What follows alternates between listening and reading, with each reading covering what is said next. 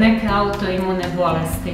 Jeste li kada razmišljali o zdravlju svojih crijeva? Jesu li vam nedavno dijagnosticirali propusna crijeva, alergiju na hranu ili preosjetljivost na hranu?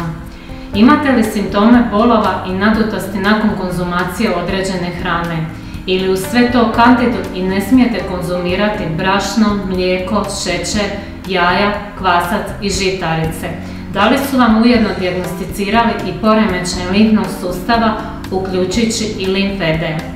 Nemojte gubiti nadu i padati u očaj. Tu sam da vam kažem da postoji nada da svoje zdravstvene probleme pretvorite u priču u uspjehu.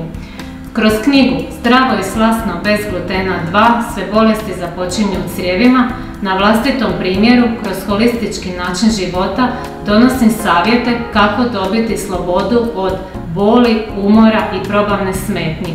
Ja sam svoje dijagnoze prihvatila i iz njih izvukla brojne talente, a zašto ne biste i vi?